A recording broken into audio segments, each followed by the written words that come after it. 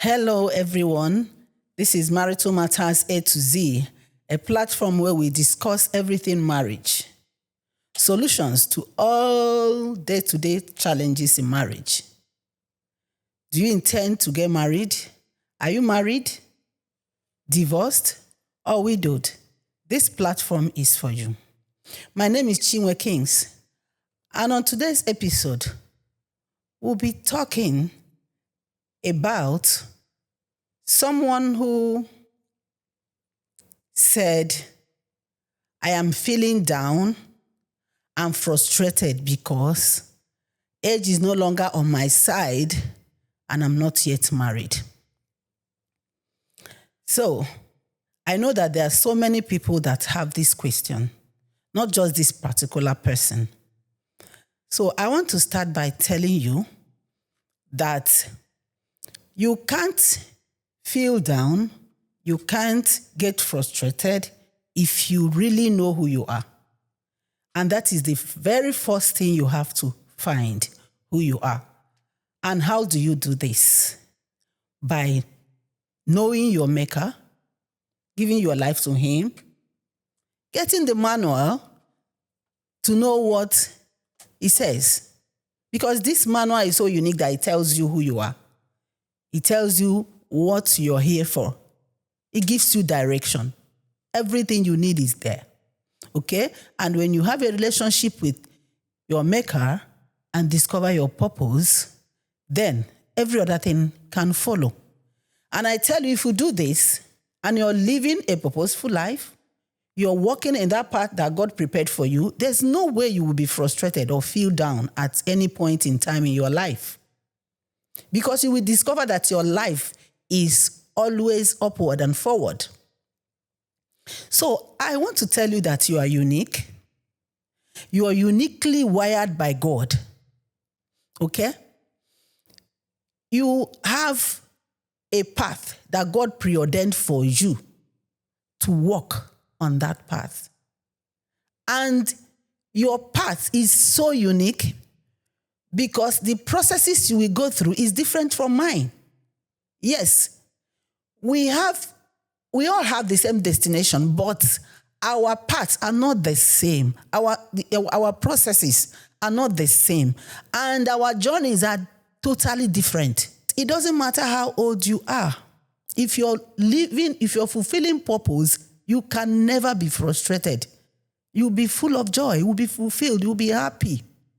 Because whether you get married at 25 or 30 or 40 or 50 or 60 years does not make you successful or unsuccessful. We have different journeys. Your journey is different from mine. That does not make this person better than the other person. This is the main reason why you should not compare yourself with anybody. Because you are on your own journey, I am on my own journey. It's not the same. So as you get to know your maker and then discover who you are and work on it, then everything will fall in place.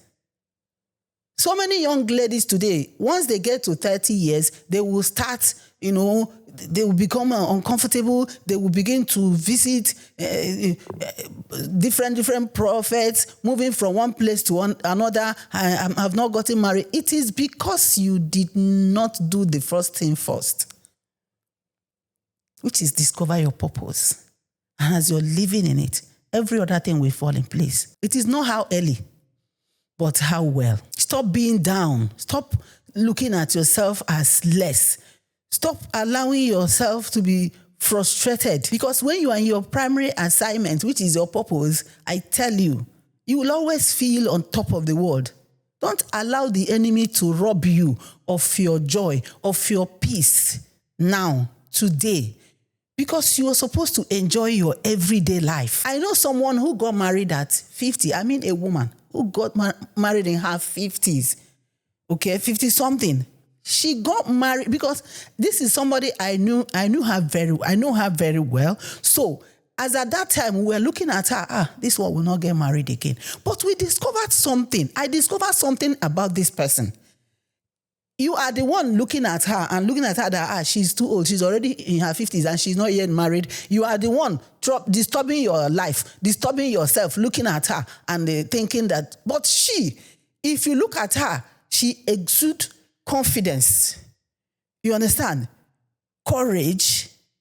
She has a good job. She was just comfortable, as in, we look at her, she's not worried. Why are you worrying for her? So we'll be looking at this lady and we'll be like, wow, she will not get married again. But why is she so happy? Because you will see it, she's happy. But it's like we are not the one who are worried for her or something. Do you know at the end of the day, she got married to not just an ordinary person, someone too like her. Do you understand? She got married to a man that is complete, made, no, who knows where he's going to. And they have children together, honestly. Because we were like, okay, if she gets married, even if she eventually gets married, she won't have children again. No, maybe she will just manage. Let it just be that marriage is not everything. Yes, she got married and she had children. So what about if she had spent all those years in pain, in agony? Maybe she wouldn't have even gotten a good job. Maybe she wouldn't have even met this person. So don't allow what seems like delay to rob you of God's blessings, God's favor, God's mercies. To rob you of your peace and joy, which is that is more valuable than anything. Don't allow the enemy do that to you. And if you are the only one that can allow him do this to you, you are the only one that can also say, no, I will enjoy my everyday life. I will enjoy it while it lasts. So that you can be an epitome of hope, a beacon of hope for others who are down. You can be a beacon of hope for those who are frustrated. Your waiting season is a season that you are meant to enjoy, not endure it. Celebrate it.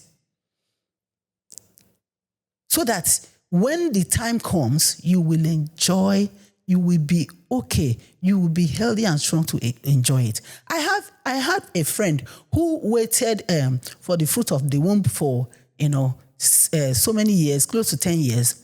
And do you know, when it happened, she had twins and she was like, Chinwe, if I had known, I really troubled myself, tore myself, hurt myself, because I was not happy. I was bitter all the time. If I had known that this thing will happen at this time, I would have spent all these years enjoying myself. Because she has a good job. I would have spent all these years enjoying myself, preparing my home for this thing. And that is a life of faith. That is the way it's supposed to be.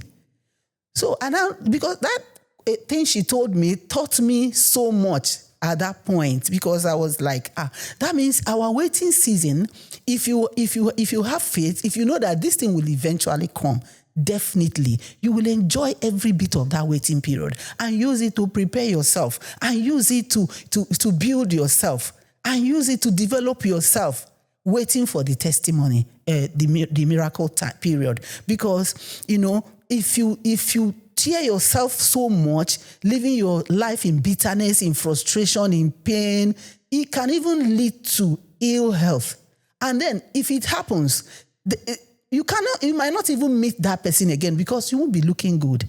When you're sick, you won't be looking good. When you're struggling with one health challenge, terminal disease or the other, you will not look good again. The person might even see you and not recognize you. So the best thing is for you to enjoy that waiting period. Enjoy that waiting period. Celebrate it. Utilize it very well to develop yourself, to work on yourself, to prepare yourself, knowing fully whether this thing will come. And when it comes, you enjoy every bit of it. It is not about how early you get married. It's about how well, okay? And it is better for you that you get all the knowledge you need, understanding you need, so that you will not be deceived. You will not be robbed of anything. You will enjoy every bit of it, and you will be so happy you do, so that you will remain healthy and strong when the miracle comes. Because if you tear yourself into pieces because you're waiting, meanwhile, God, what looks like delay, is that God wants to come big. When God wants to come big, most of the time there's a delay. Okay? And at the end of the day, you will be strong and healthy when the miracle comes to enjoy it fully. Thank you so much for watching. We have come to the end of this very episode.